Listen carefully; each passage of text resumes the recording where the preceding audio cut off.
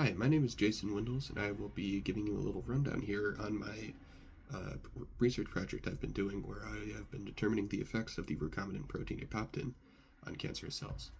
So, what is Apoptin? Apoptin is a protein that selectively kills cancerous cells while leaving the non-cancerous cells completely unscathed. This is because the protein accumulates in the cancerous cells' nucleus and signals to the cancerous cell that they need to commit apoptosis, which is very, very helpful because cancer happens in the first place because these cells can't recognize when they need to commit apoptosis, and that essentially cures the cancer. And in normal cells, it just sits out there in the cytoplasm, doesn't do anything, just sort of sits around, does not affect the cell, and the cell just keeps on chugging along. So essentially, my research project has been being able to use Apoptin more as a systemic treatment, and just essentially how can the most Apoptin get into the most cells and be the most effective. So, firstly, the cells are given, or some cells are given the genes to express this protein, and then the protein's genes have been modified so that the cell is told to secrete the protein.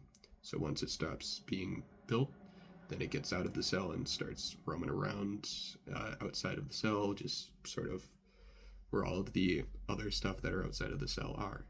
And then a secondary addition of a protein transduction domain allows the protein to cross over cell walls, including the cancerous cells, and get in there, and then once they're inside, they can start wreaking havoc. It is like the story of Troy.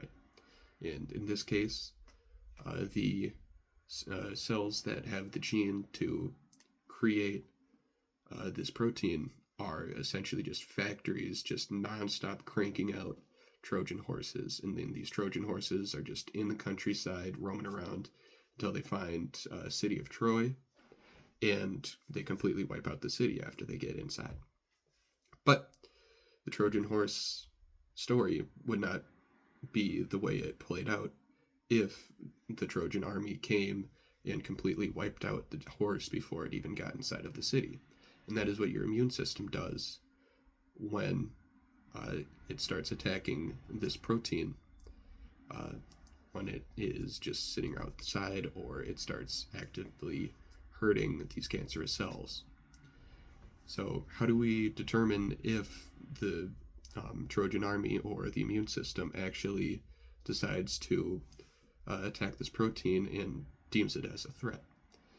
How we do that is there is a something called immunogenic cell death, where when a cell dies, it can release different molecules that will signal to the whatever cells that are outside, including especially immune system cells, that they died because of a infection or some outside thing that the immune system needs to take care of before it starts killing other cells.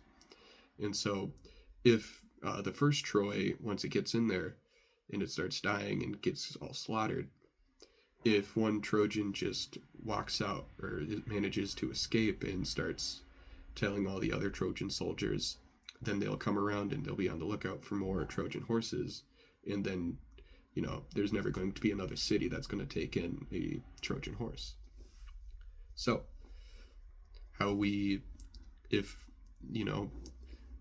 the cells don't really deem that whatever is happening to them is going to be worthy of emitting this immune response, then it will be very effective, and in future cases in actual humans' bodies, where it will be able to effectively kill the cancerous cells and not kill the normal cells, and be just a completely 10 million times more efficient